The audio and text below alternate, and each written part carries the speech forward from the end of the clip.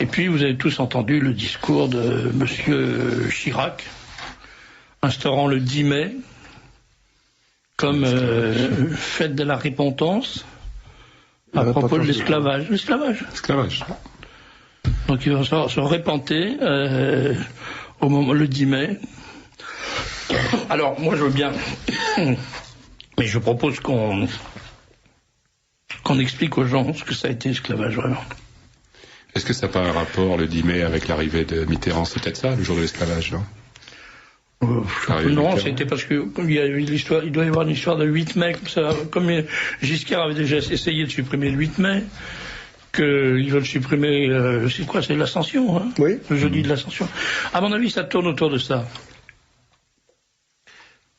Et alors, donc il faudrait leur donner des cours à ces gens-là en disant, bon, le 10 mai, cours obligatoire d'histoire de l'esclavage. Alors moi, je vous propose, je vais essayer de ne pas être trop long, mais de vous donner le premier cours.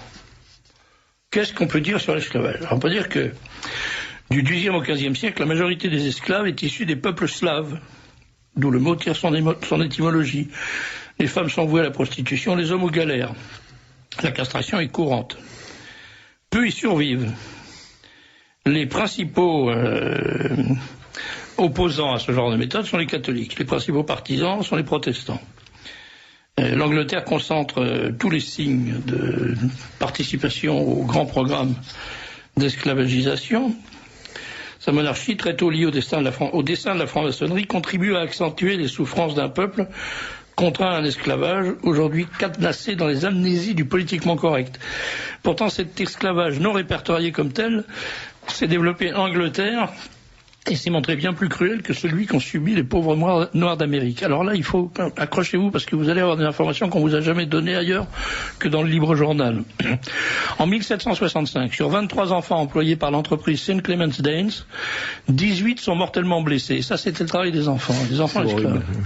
64 des 78 enfants ouvriers d'une entreprise d'Holborn subissent le même sort. À St. John's, Middlesex, 16 enfants sur 18 meurent d'accidents du travail. Dans l'Angleterre du temps, le taux de mortalité de la main-d'œuvre enfantine est estimé à 90%. Les rythmes d'imposés de travail. La journée de travail dure en moyenne 16 heures. Les enfants sont employés à nettoyer des conduits de cheminée, dont par souci d'économie, les foyers ne sont pas éteints. Les accidents sont nombreux, mal ou pas rémunérés. Les petits ramionneurs qui doivent mendier leur nourriture sont décimés par la tuberculose et le cancer des bronches.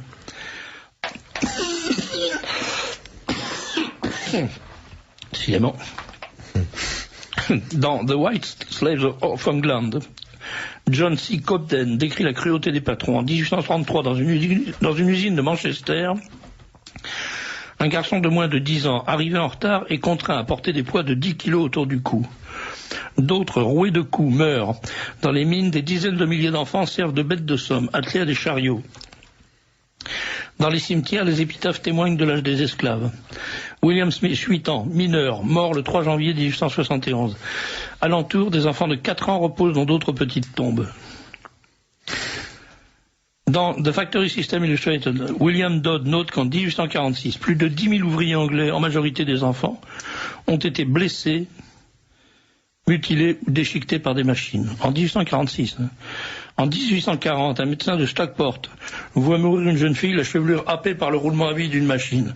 John Randolph, virginien de Roanoke, voyage en Irlande et en Angleterre, accompagné de son serviteur. Il écrit « Je ne pensais pas être autant choqué par la misère des paysans de Limerick et de Dublin. Johnny est même fier d'être un esclave. » Écoutez bien ça. Johnny est même fier, Johnny c'est son serviteur, est même fier d'être un esclave noir de Virginie. Il était horrifié de voir des taudis, des blancs mourant de faim. La vie des paysans du sud de l'Angleterre, témoigne l'historien anglais William Cobbett, est pire que celle des esclaves noirs américains. En 1834, les fermiers du Dorset tentent de former un syndicat pour préserver de la famine les veuves et les orphelins. Ils sont déportés en Australie, comme esclaves. Outre-Atlantique, le sort des esclaves blancs, premier déporté dans le Nouveau Monde où l'appât du gain a aboli toute morale, est aussi inhumain. En 1645, dans un courrier au gouverneur du Massachusetts, John Winthrop, un George Downing conseille aux propriétaires qui veulent faire fortune dans les Antilles d'acheter des esclaves provenant d'Angleterre. En 1640, dans les plantations de canne à sucre des îles de la Barbade, actuellement au lieu de la Jet Society, 21 700 blancs sont recensés sur 25 000 esclaves. Vous entendez bien? 25 000 esclaves, 21 700 blancs. Alors, aujourd'hui, la prétention de certains lobbies de confisquer l'histoire de l'esclavage au profit des Noirs, c'est scandaleux, c'est vraiment un mensonge historique. De 1609 à 1800, près des 2/3 des Blancs arrivent en Amérique comme esclaves. Ils constituent la grande majorité de cette main-d'œuvre. Il est moins difficile d'obtenir des esclaves blancs que des nègres. Les chefs des tribus africaines doivent être saoulés par les marchands de bois d'ébène. Les Noirs ne sont capturés qu'après des tracts qui durent de longues semaines dans des conditions excessivement périlleuses à travers les forêts et les savanes africaines. Le rendement, entre guillemets, est très mauvais. La plupart des captifs meurent à bout de force avant d'arriver au bateau. Les pistes sont jonchées d'ossements. Une bonne partie des survivants succombera pendant la traversée. En revanche, dans les villes et la campagne irlandaise et écossaise, des kidnappers, que l'édition 1796 du Dictionary of Vulgar Tongue, dictionnaire de langue vulgaire, définit comme personnes qui volent des enfants pour les envoyer dans les colonies, dans les plantations des Antilles, fournit à moindre frais des esclaves moins coûteux à livrer. Selon History of the United States d'Edward Channing, 10 000 enfants kidnappés ont été déportés aux États-Unis en 1670. 10 000. C'est-à-dire des enfants volés à leurs parents. Michael Hoffman évoque le négoce du capitaine Henry Brain. En novembre 1670, son bateau quitte la Caroline. Il est chargé de charpentes qui doivent être livrées aux Antilles anglaises en échange d'une cargaison de sucre pour Londres. Ici, le capitaine prend à bord 200 à 300 esclaves blancs à destination de la Caroline. Le trésorier de l'État de Virginie, George Sandys, atteste du peu de valeur d'un esclave blanc quand il en échange 7 contre 150 livres de tabac. Dans A True and Exact History, Richard Ligon mentionne une esclave blanche troquée en 1657 contre un cochon. Dans les Antilles anglaises, les 4/5 des esclaves blancs meurent dans l'année de leur arrivée. Dans Sugar and Slave, The Rise of the Planter Class in the English West Indies, l'historien Richard Dunn démontre que les plantations de canne à sucre des Antilles anglaises étaient le tombeau des esclaves blancs. Écœuré par de telles pratiques, le colonel William Brain écrit en 1656 aux autorités anglaises pour demander l'importation d'esclaves noirs. Mais l'esclavage des Blancs est encouragé par les hautes instances politiques et la couronne. En 1615, le Parlement anglais, soutenu par Charles Ier, donne tout pouvoir aux magistrats pour permettre les déportations des Anglais les plus pauvres. Sous le règne de Charles II, 1630-1685. Même le Pays de Galles n'est pas épargné.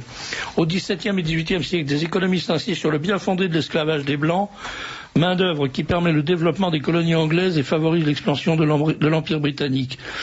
En 1618, les aristocrates adressent une pétition au Conseil de Londres, exigeant que les enfants qui errent dans les rues soient déportés en Virginie. En janvier 1620, des enfants tentent de s'enfuir de la prison de Bridewell.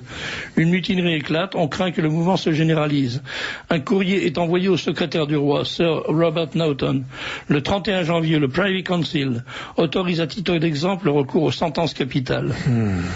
Cela durera jusqu'au 19e siècle, époque à laquelle, selon Milchild de Hollande, les propriétaires d'usines de Nouvelle-Angleterre militent pour l'abolition de l'esclavage noir, mais exploitent sans vergogne des enfants blancs. Ce n'est pas une attitude nouvelle. Dès 1652, les propriétaires des plantations ont obtenu la légalisation et l'extension du kidnapping des Blancs. Les villes du Commonwealth voient les plus pauvres accusés de mendicité partir aux chaînes aux pieds pour l'Amérique. Les juges perçoivent les pots de vin liés à ce trafic. La part de Sa Majesté n'est pas la moindre. Je pourrais continuer comme ça pendant une demi-heure. Donc, première chose, les premières victimes de l'esclavage, ça a été les Blancs. Et les Blancs et les Anglais blancs, les pauvres Anglais blancs, ou les Blancs pauvres Anglais, ou les Anglais pauvres blancs, qui étaient enlevés par la couronne et transportés aux colonies, à la colonie, c'est-à-dire en Amérique, pour assurer une main-d'œuvre de qualité et résistante à ces gens-là. Et maintenant, qui est-ce qui faisait ce trafic?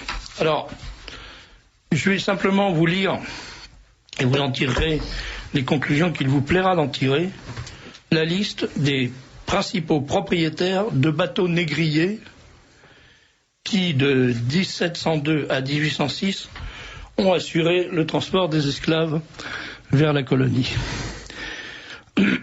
Le Joseph and Rachel, appartenant à Joseph et Samuel Frason. Le Mary and Abigail, appartenant à Abraham de Lucena et Justus Bosch. Le Young Catherine, appartenant à Mordecai Gomez et Rodrigo Pacheco. Le Lydia, le Barbados, le Charming Sally, le Anna, le Polly, le Dolphin, le Prince Orange, le Charming Polly, appartenant à Rachel Marx. Le Drake, appartenant à Nathan Levy et David Franks. Le Seaflower, appartenant à Nathan Levy et David Franks. Le General Well, le Defiance, le Perfect Union, le Dolphin, le Confirmation, le Diamond, le Rising Sun, le Lord O, le Rabbit, appartenant à Nautal, Isaac et Abraham Hart. Le Charming Betsy, appartenant à Samuel Levy. Le Two Sisters, appartenant à John Franks. Le Deborah, appartenant à Samson Levy. Le Gloucester, appartenant à Moses et David Franks et à Isaac Levy. Le Delaware, appartenant à Moses et David Franks. Le Jane à David Sexas. Le Rebecca à John Bueno. Le Anne à James DeWolf. Le Crown Galley et le Postillon à Isaac Levy. Le Orleans et le Dreadnought à Heyman Levy. Le Duke of Cumberland appartenant à Judah Hayes. Le Duke of York appartenant à Jacob Franks. Le Betsy à Samuel Jacobs. Le Pearl à Emmanuel Alvarez Correa et Moses Cardozo et Abraham Hart. Le Marie et Anne appartenant à Mose Levy. Et le King George appartenant à Naphtali Hatt. Alors moi je propose que les Africains qui se plaignent d'avoir été victimes de l'esclavage, de la déportation, enregistrent ce genre de choses et se souviennent que ce sont des chefs de villages nègres qui ont vendu des gens de leur propre village ou des villages voisins à des trafiquants qui les emmenaient jusqu'à la côte. Ces trafiquants étaient des trafiquants arabes. Et à la côte, je viens de vous donner la liste des bateaux qui les prenaient pour les emmener en Amérique. Donc je vois vraiment pas ce que la France a à foutre dans cette histoire. Je vois vraiment pas ce que nous, Français, nous avons à foutre dans cette histoire d'esclavage.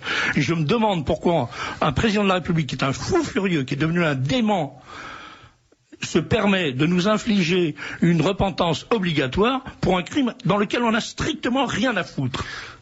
Voilà. Moi, je voudrais qu'on m'explique ce qui se passe dans ce pays de dingue, où on raconte n'importe quoi à n'importe qui, où tout le monde marche. On avale ça, on dit, oh là là, oui, les pauvres esclaves. Bien sûr, c'est pas marrant d'être un esclave, je vais bien le croire, mais c'est pas moi qui les ai foutus en esclavage. C'est pas moi qui suis allé les chercher dans leur village.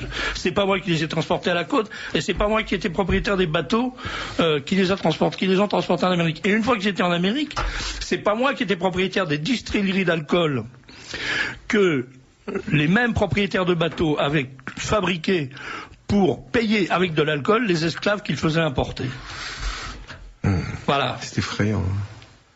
Ça, jamais personne ne le dit. Jamais personne ne le dira. Et vous le trouvez dans le livre journal si vous êtes... Vous savez ce que le tsar avait dit à Napoléon après l'entrevue, après Austerlitz? Il avait dit c'est des marchands de chair humaine.